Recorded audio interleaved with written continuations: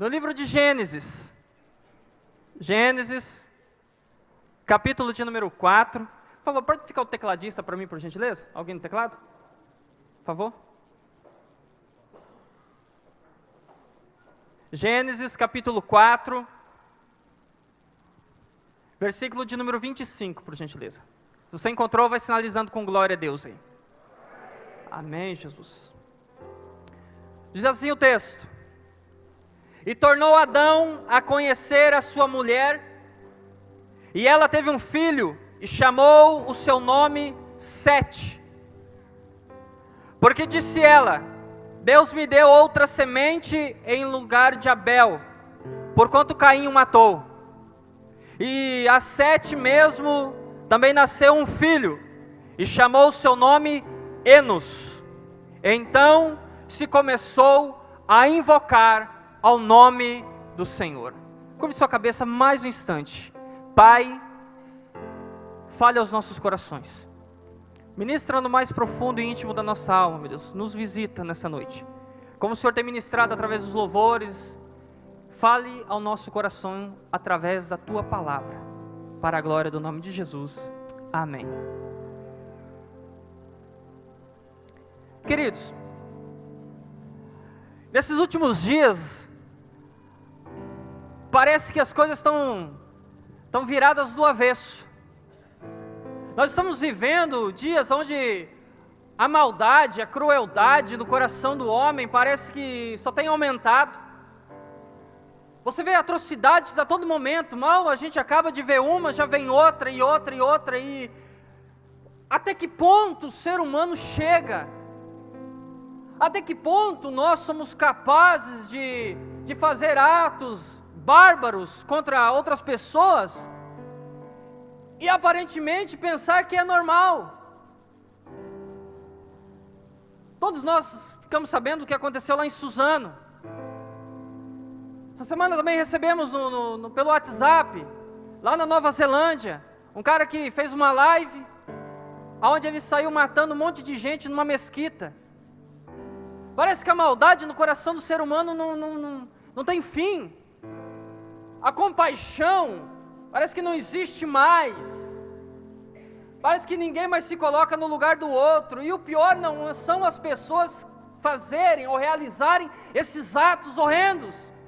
O pior é que existem pessoas do outro lado da internet que compartilham, elogiam, se inspiram e ainda dizem: por que não me chamou para fazer também? Olha que bacana, você está me inspirando a fazer um ato maior do que o seu. Olha, parece que nos últimos dias as coisas, a Bíblia já dizia que a maldade se multiplicaria. Pensamos, o que nós podemos fazer? Até que ponto a maldade pode atingir a humanidade? E quando a gente, principalmente nós que temos filhos, que pega os meninos, leva para a escola, na esperança deles voltarem, quando a gente leva, confesso para você, a gente já leva com um pouco de medo, porque você não sabe o que está no coração do outro. E nós ficamos pensando, eu pelo menos fico pensando, o que nós podemos fazer para que essas atrocidades acabem? Será que a humanidade não tem mais jeito? Será que o ser humano é cruel mesmo? Será que não existe em ninguém? Será que nós possamos olhar para ninguém e ver ali um ato de bondade? Alguém que tenha compaixão, alguém que tenha misericórdia?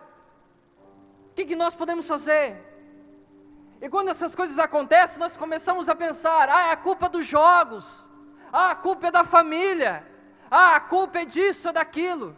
Mas a grande verdade é que nisso tudo há uma grande carência. Mas a principal carência é de Jesus. Está faltando Jesus dentro das casas, está faltando Jesus nas escolas, está faltando Jesus na política, está faltando Jesus muitas vezes até mesmo no meio da igreja. Jesus está faltando. O texto que nós lemos, ele deixa enfatizado que Adão conhece a Eva, e eles concebem um filho chamado Sete, ao qual Deus deu no lugar de Abel, que Caim o matou. Então, queridos, não é que esteja acontecendo algo novo na humanidade, é que hoje a tecnologia está nos levando às informações mais rápidas. O coração do homem sempre foi inclinado para a maldade. Mas nesse ponto, o que nós estamos fazendo para que algo diferente aconteça no meio dessa sociedade contaminada?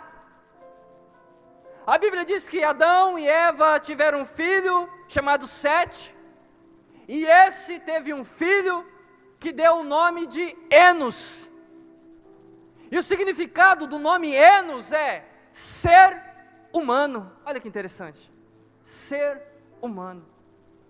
Deus dá um filho a Adão e Eva para substituir a Abel, e este tem um filho chamado Enos, e ele coloca ser humano. É como se ele estivesse dizendo: olha, nós podemos acreditar na humanidade ainda. Existem pessoas que podem fazer a diferença. Enos foi um desses homens. Enos, ele teve uma atitude que mudou e marcou as gerações.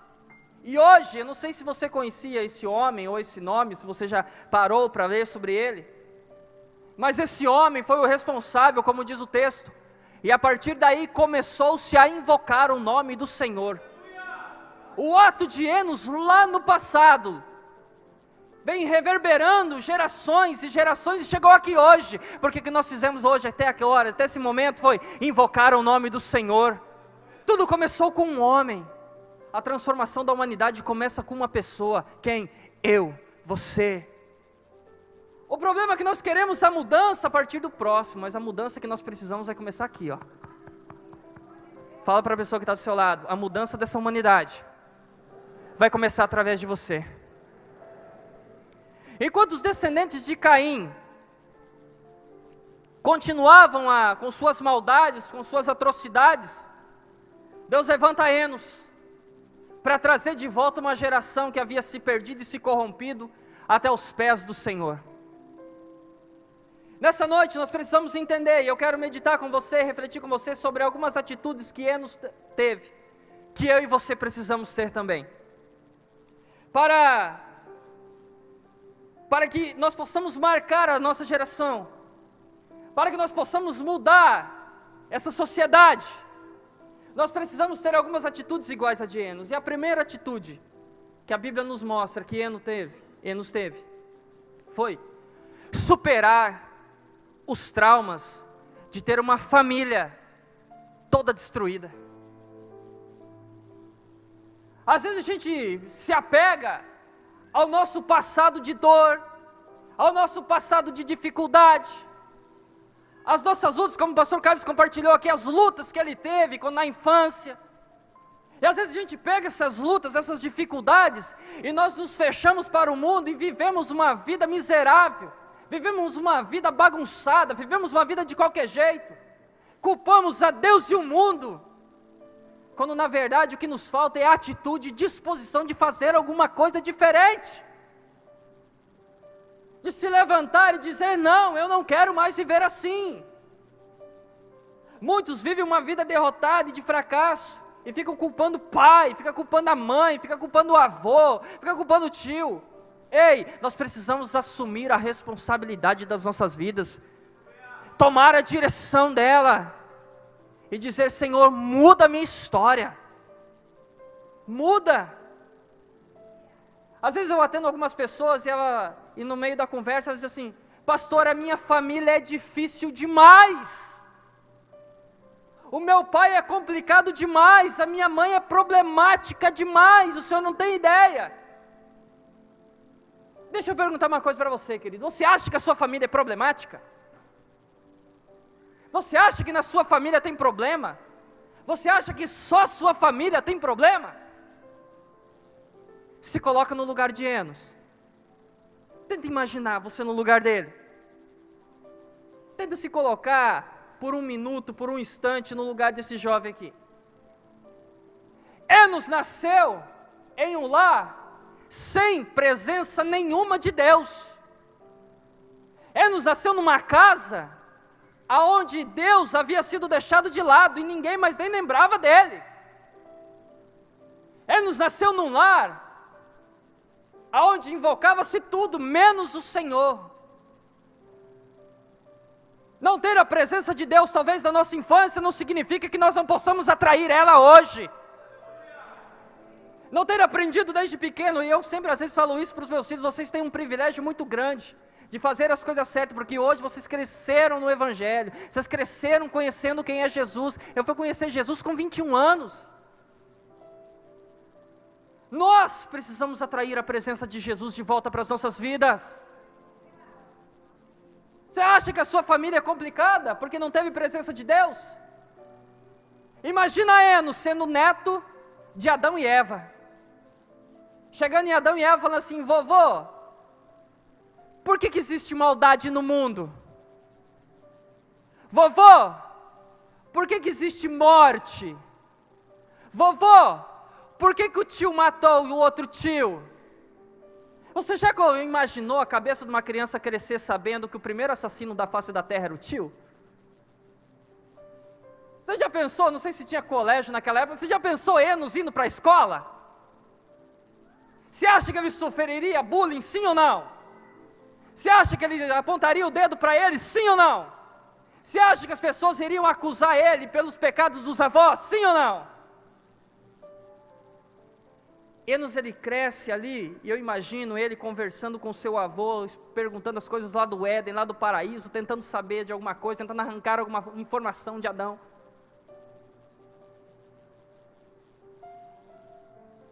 O primeiro assassinato, o primeiro assassino da humanidade, Caim. Tio de quem? De Enos. O avô, que tinha tudo para deixar para a humanidade toda, somente privilégios e bênçãos. Ao contrário, uma decisão do avô colocou toda a humanidade a perder, não foi só Enos que perdeu. Uma decisão sua pode fazer toda a sua geração, toda a sua descendência perecer, querido. Tome cuidado com as suas decisões.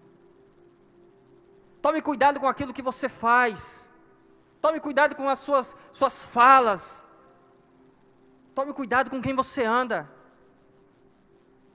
Como se não bastasse o primeiro homem da terra a desrespeitar a uma ordem de Deus e a fazer bagunçar o negócio do casamento, foi um parente dele chamado Lameque. A Bíblia diz que Lameque foi o primeiro homem a se casar com 2 mulheres. Parente de quem? De Enos. Pergunta para a pessoa que está do seu lado: a sua família é complicada, irmão? Imagina desse jovem. E mais, Lameque era tão sanguinário que uma vez um homem pisou no pé dele, sabe o que ele fez? Ele matou o cara.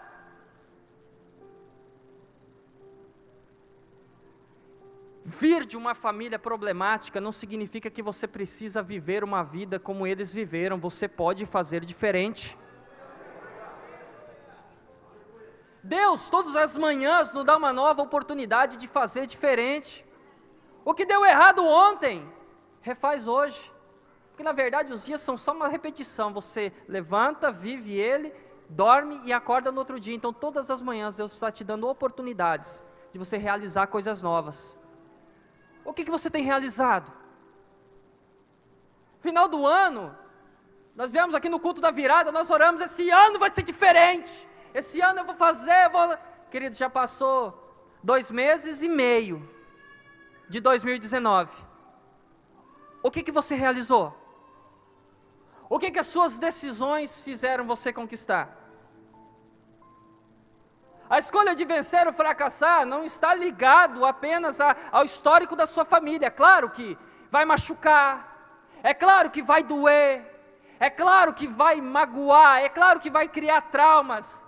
Mas você precisa se levantar em nome de Jesus Cristo e dizer: Senhor, eu quero viver uma nova história. Eu não aceito mais viver uma vida de fracasso, limitado. Eu quero mudar a vida da minha família, eu quero mudar a história da minha casa. Você sabe o que aconteceu quando eu entreguei a vida para Jesus? Toda a minha família veio, pai, mãe, sogra, até sogra veio, tudo. Faz algo diferente. Acredita que esse Jesus que nós pregamos terça, quinta e domingo, acredita que esse Jesus pode mudar a sua história. Chama Ele, invoca Ele dentro da sua casa, invoca Ele na sua empresa, atrai a presença dEle, para ver se algo diferente não vai acontecer na sua vida para melhor. Você sabe por que nada acontece na nossa vida, querido? Porque a gente vem para a igreja e volta e deixa sempre Jesus de lado. Enos não. Enos, ele escolheu fazer diferente. Enos, ele não quis repetir os erros dos tios, dos avós. Eu imagino que Adão deva ter falado alguma coisa, com certeza, de como era o Éden. Eu acredito que ele quis, no fundo, no mais profundo da alma dele, querer ter uma experiência com aquele Deus que o avô havia perdido. Ele queria conhecer esse Deus. E esse desejo era tanto que ele começou a invocar o nome do Senhor. E esse invocar o nome do Senhor significa as primeiras reuniões de oração, Enos, que começou. Pastor, mas na minha casa ninguém conhece Jesus, você conhece? Então você já é o suficiente para mudar a história lá dentro. Porque é uma promessa para nós, no livro de Atos, capítulo 16, versículo 31. Creia no Senhor Jesus, e toda a tua casa será salva. É promessa, é fala de Deus. Deus tem um compromisso com você. E mais, Deus tem um compromisso com a sua palavra. E Ele vela para cumprir ela. Amém, povo de Deus? Aleluia.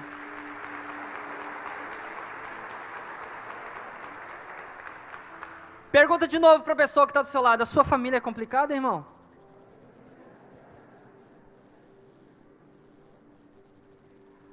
Repete comigo assim: sem mais desculpas. De novo, mais forte: sem mais desculpas. A responsabilidade agora é minha. É minha. Ah, pastor, mas eu fui tão magoado, tão machucado, tão ferido. Procure ajuda. Faz reviva. Pastor, minha casa está bagunçada, meu casamento está destruído. Faz casados para sempre. Ah, pastor, a minha empresa, não sei o quê. Chama Jesus. Chama Jesus. Faça diferente. Diferente. A história da sua família não determina o seu sucesso, o seu fracasso. A história da sua família não determina o seu futuro. O que determina o meu futuro e o seu futuro é aquilo que nós decidimos. A Bíblia diz no livro de Deuteronômio, Moisés diz ao povo: hoje eu tomo por testemunho os céus e a terra diante de vós. E mais, uma frase forte que o Senhor fala através da boca de Moisés: coloco diante de vocês a bênção e a maldição, a vida e a morte. E olha o que Deus diz: escolham a vida para que vivam. O que você tem escolhido? O que você tem escolhido? As suas decisões sempre vão caminhar para dois lados: ou bênção ou maldição. Não culpe os outros pelo seu fracasso. O maior responsável pelo nosso fracasso somos nós mesmos. Por quê? Porque na maioria das vezes nós conhecemos Jesus de ouvir falar, mas Jesus está aqui nessa noite dizendo: eu quero te dar uma experiência comigo. Me atraia para a sua vida. Me atraia, que você vai ver o que eu vou fazer com ela. Segundo lugar, a segunda atitude de Enos foi uma atitude de restaurar a aliança com Deus. Seus familiares eram malditos, eram assassinos, eram sem compromisso com Deus. Mas no passado Deus havia feito uma aliança com o avô dele. Foi Deus que quebrou a aliança? Não, Adão quebrou a aliança. A aliança continuava lá, bastava Adão voltar. Quando Deus vai até o jardim e pergunta: Adão, onde você está? Deus estava naquele momento, naquele ato, tentando atrair Adão para a realidade, falando assim: olha, não importa o que você fez, eu estou aqui para restaurar a aliança que nós tínhamos, eu estou aqui para restaurar a comunhão que nós tínhamos. Mas Adão preferiu se esconder. Quantas pessoas que hoje me escutam, talvez está aí se escondendo de Deus? Você sabe que Deus tem uma aliança com você, você sabe que Deus tem um propósito na sua vida, você sabe que Deus quer te levar e te colocar em posições grandiosas, mas você fica aí se escondendo, você fica aí procrastinando, antecipando. Algumas pessoas dizem assim: olha, quando eu estiver mais velho eu vou para Jesus, eu entrego minha vida para Jesus. Quando eu for quando o tempo passar mais, ainda é muito cedo. Ei, a Bíblia fala que o tempo do homem se chama hoje. A Bíblia diz: hoje, quando ouvires a voz do Senhor, não endureçais o vosso coração. É hoje. Deus não quer amanhã, depois, não deixe para amanhã o que você pode realizar hoje. Enos, ele quer restaurar a comunhão, ele quer restaurar a aliança com Deus.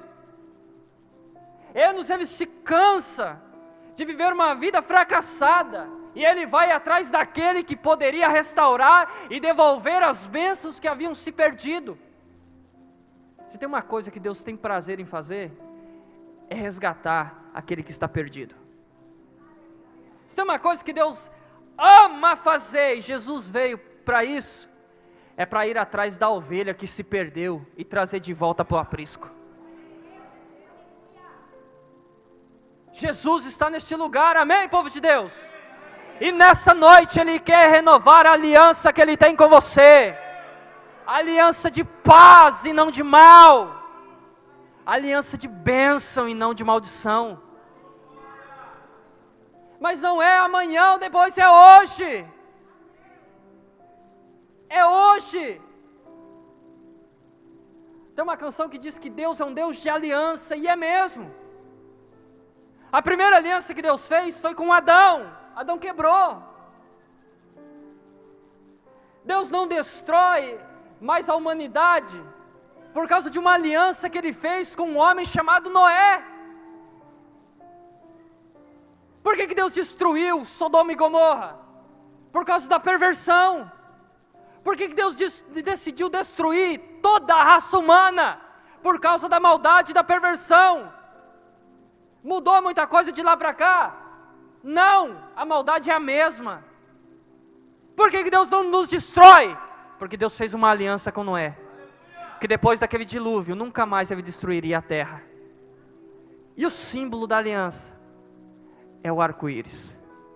Todas as vezes que chover, você olhar para o céu, ou você ver um arco-íris, você se lembre, ali está Deus reafirmando a aliança que Ele fez com Noé. Você acha que Deus quebrou a aliança que Ele tem com você? Não, Deus quer renovar ela. Deus não destrói a humanidade perversa por causa deste homem aqui chamado Noé. E glória a Deus pela vida de Noé. Deus livrou Ló e a família dele de Sodoma e Gomorra da destruição por causa da aliança que Deus tinha com Abraão. A aliança de um homem pode mudar a história de muitas pessoas. A sua aliança com Deus pode mudar a história de muita gente. Por que Deus quer que você prospere? Porque se a sua vida mudar, você vai ser canal de bênção para abençoar outras vidas. Por que Deus quer que a sua casa, a sua família seja abençoada? Para que você seja um canal de bênção para outras famílias. Essa é a aliança com Deus. A aliança que Deus tinha com Israel, feita com Abraão, com Isaac e Jacó, fez com que eles entrassem na terra prometida. E a aliança que Deus tem com Jesus, que Jesus firmou ela com sangue na cruz. E hoje nós estamos aqui por causa dessa aliança, da nova aliança, por causa do sangue de Cristo. É por isso que nós estamos aqui nessa noite, é por isso que nós não perecemos, é por isso que nós vivemos debaixo da graça, é por isso que nós somos atraídos todos os dias pelo amor de Deus, é por causa dessa aliança feita na cruz. A cruz é o maior símbolo da aliança e do amor de Deus pela humanidade. Aleluia!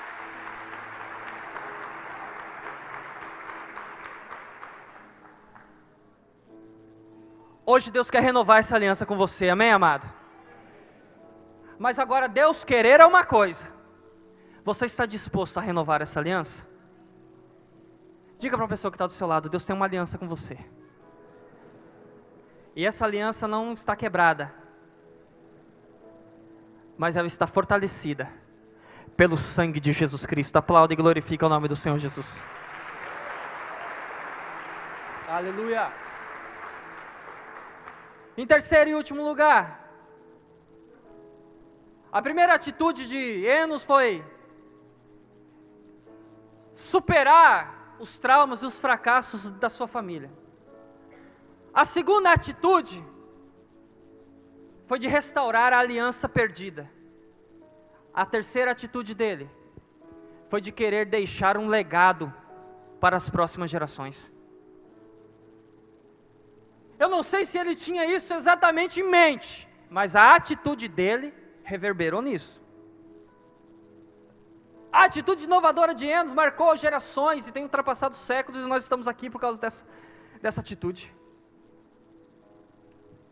Hoje, nós cantamos, adoramos, bendizemos, glorificamos, porque esse homem chamado Enos, ele não aceitou viver a vida que vivia, ele queria mais de Deus. Ele queria ter um encontro mais íntimo e mais profundo, e quem deseja ter um encontro mais íntimo e mais profundo com o Senhor, pode estar preparado, porque vai encontrar. Porque no meio da multidão existem 3 tipos de pessoas: os seguidores, os amigos e os íntimos. No meio dos 12 existia aqueles que seguiam Jesus, os 3 amigos, Pedro, Tiago e João, e aquele que queria mais de Jesus, que era João, ele queria ser íntimo. Quem é você no meio da multidão? A sua atitude é de seguidor? A sua atitude é de, tá bom ser amigo? Ou a sua atitude é, eu quero ser íntimo, porque quando eu for íntimo do Mestre, quando Ele tocar na minha vida, quando Ele me restaurar, as pessoas que convivem comigo e que vivem comigo serão marcados pela promessa que existe na minha vida.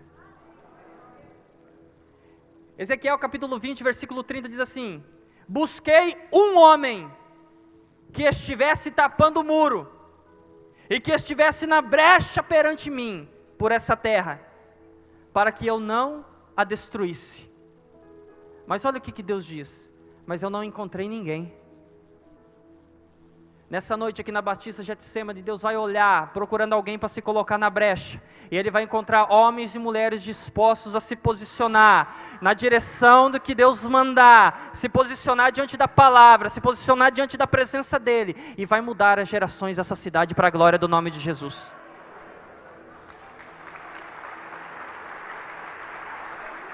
Se coloque na brecha. Se disponha a se colocar na brecha. Se disponha a querer abençoar. A Bíblia diz que é melhor dar do que receber, então abençoe e receba as suas bênçãos. Porque nem sempre aquele que você abençoa que vai te abençoar. A sua bênção vem da parte do Senhor dos Exércitos. É dele. Por isso que o salmista diz: elevo meus olhos aos montes, de onde me virá o socorro? O meu socorro vem do Senhor dos Exércitos. É daí que vem nosso socorro, querido. Presta atenção.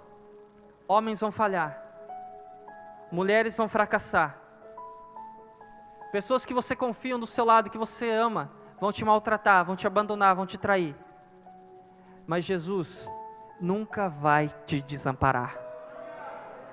Às vezes você entrou aqui nessa noite não se sentindo amado, se sentindo rejeitado, se sentindo desprezado. Nessa noite eu quero dizer para você que existe um Deus que amou o mundo de tal maneira que entregou o que era mais precioso para Ele, o seu único Filho, para morrer na cruz, para que nós pudéssemos ser alcançados de volta. Eu não sei como está a sua vida, querido, e qual será o legado que você vai deixar, mas essa noite eu tenho certeza que Deus falou ao seu coração, e a sua decisão vai deixar para a sua família, para a sua casa, para os seus amigos, para as pessoas, um legado de vitória. Quando as pessoas olharem para você, vão dizer: Marcelo, ele sofreu, ele chorou, mas ele nunca desistiu da presença do Senhor. Qual é o legado que você vai deixar para os seus filhos? E o que me chama mais atenção nessas atrocidades que eu falei no começo é que tudo que essas pessoas quiseram fazer é chamar a atenção. Tudo que eles quiseram fazer é mostrar para as outras pessoas, para incentivar aqueles que não têm coragem a fazer. Nessa noite eu quero desafiar você, servo de Deus, a se posicionar diante do Senhor, para marcar essa geração que talvez quer fazer, mas tem medo de fazer. A mudar a história desses jovens que estão perdidos nas drogas. Deus quer que você deixe um legado, mas o legado vai vir através da sua vida e das suas atitudes. Para concluir, ainda tem esperança para a humanidade, querido. Ainda tem esperança para essa sociedade cruel. Pode parecer que não, mas tem. E qual é a esperança? Jesus Cristo, o Rei da Glória. E quem vai levar essa esperança? Bate no peito, eu vou levar Jesus, a esperança que a humanidade precisa. Leve Jesus para as pessoas. Fale do amor dele. Supere seus traumas. Renove a sua aliança com Deus. E deixe que Jesus trabalhe na sua vida. Amém? Deus abençoe sua vida, no nome de Jesus.